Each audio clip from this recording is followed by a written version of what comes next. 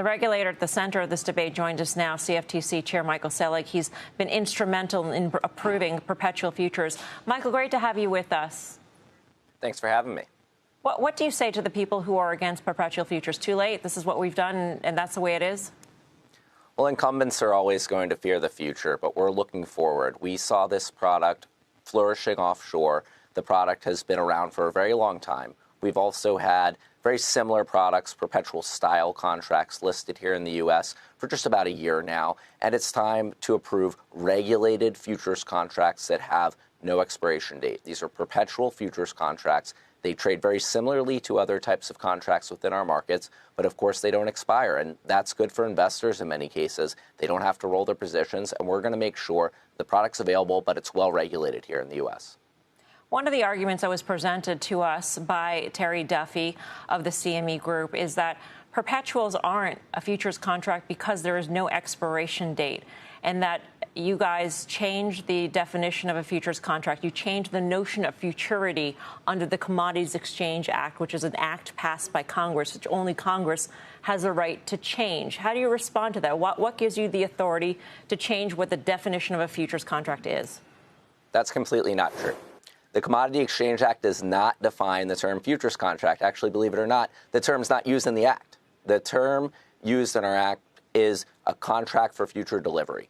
And that's been interpreted over the years by the courts, and we've looked to the court's interpretation there. The Commission's also interpreted the term in many contexts, as it has the authority to do as the regulator that's responsible for interpreting the Act. And the courts have looked to various factors. They've looked to the notion of futurity. So that doesn't necessarily mean a fixed delivery or end date for the contract or an expiration. It looks at the question of a future price, future value. We've had cash-settled derivatives contracts for a very long time in the United States. These contracts, of course, are cash-settled like others, and there's exchanges of payments made in the future. On a daily basis, there's a funding rate, and the long or short is going to pay the funding rate each day. So these are no different than other types of products in our markets. And we in the United States, under the Trump administration, are looking to bring novel derivatives products within the regulatory framework. And this is just another example of how we're delivering results for the American people. I understand the point that you made in terms of these perpetual futures contracts existing overseas. Has there been increased pressure more recently because of the rise of the predictions market, specifically of Kalshi and Poly Market US? And has there been more sort of political pressure in any way on your agency to do this, maybe because the Trump administration wants to bring in these products of the future, maybe also because Donald Trump Jr. serves as a paid strategic advisor to Kalshi and serves as an advisor to Poly Market as well? Is there any connection? These sort of insinuations are laughable. This has nothing to do with prediction markets. We've seen every major exchange, incumbent, virtually all incumbents, and many of the new entrants wanting to list this product. It's better for investors. It allows for investors to keep their position open without having to roll the contract. It's nothing novel or unique. We've seen other participants list the same product, so this has nothing to do with Kalshi. Of course, they were the first to greenlight the product on their platform, but there are many others that have done so in the time since, and we're willing and looking forward to work with all market participants who want to innovate, whether they're new or old. So to be clear, there is no political pressure. It doesn't matter. The Donald Trump Jr. connection, that doesn't matter at all in this process. That's absolutely absurd, that insinuation. Does the approval of the perpetuals futures contract for crypto, does that pave the way for other asset classes? Is that something that you are considering?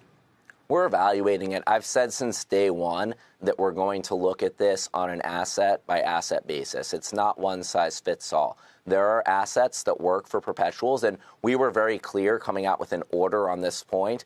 We put out a kind of a rule, essentially, or interpretation on prediction markets, or perpetual contracts, rather, as well as 24/7 markets. And we were very clear in that interpretation that this is not one size fits all. We will look at each asset individually, and some products may work and others may not. We're not going to force things into a new framework or allow things into that framework that are going to create regulatory issues. the entire approach here is premised upon the notion of we want innovation in our markets, but we want responsible innovation. We want to make sure that these novel products fit within our regulatory framework. We're applying the same sorts of regulatory standards and requirements to these new products that we apply to others. It's not pushing things square peg round hole. It's finding tailored rules and regulations and making sure that the same sorts of controls and investor protections are in place for these new products as that we have for other types of products within our regulatory framework. You mentioned investor protections, and it's not necessarily in the purview of the CFTC to protect investors and make sure the products are suitable, but some would argue that perpetual futures contracts are dangerous to the average investor who may not understand the role of the funding rate mechanism, for instance, in holding this contract and the cost of that funding rate mechanism and how it can actually erode the value of their position. Is that at all a concern of you, or is that just sort of that's on the consumer, that's on the investor, the trader who decides to enter into a perpetual futures contract? Well, we have all sorts of novel products within the markets today. We've got zero-day options, we've got swap contracts, we've got all sorts of futures contracts. This is just another type of novel derivative instrument within our markets. And of course, there's an obligation on the exchanges to disclose all this information to the traders. It's no different than anything else. And I think the notion that we should be paternalistic and allow for one type of product because it's easier to understand, I think that's frankly a misunderstanding itself, because of course options are very complicated. These products aren't super complicated if you look at the terms of the contract. So we're going to regulate them. We're going to make sure the terms are out there. We're going to make sure there's proper disclosure. And to the extent that there's questions around suitability, of course, the brokers have to make those calls and make sure that they're evaluating the customers that are trading in their markets. And then last question on future potential products. So I'm just curious, Michael, if you actually looked at or watched sort of the hyperliquids of the world in the lead up to the debut of SpaceX, the SpaceX IPO, and you saw how pretty accurately they predicted where SpaceX would end up on the first day of trading. I mean, does that sort of give you a window into the sorts of products that could actually be appropriate?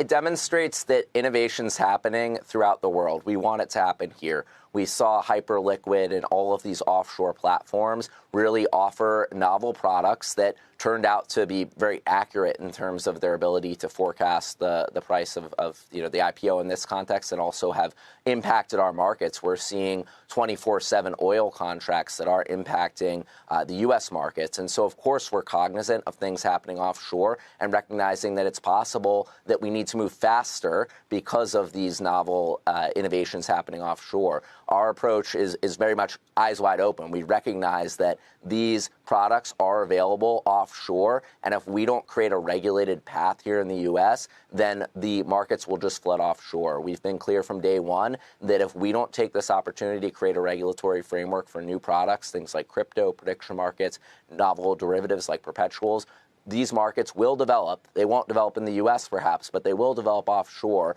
and U.S. persons will find ways to access them. They will certainly go offshore to trade these products because they have true demand for them. So we're excited to get these products here in the U.S. and make sure that there's really strong and robust regulatory controls around the products.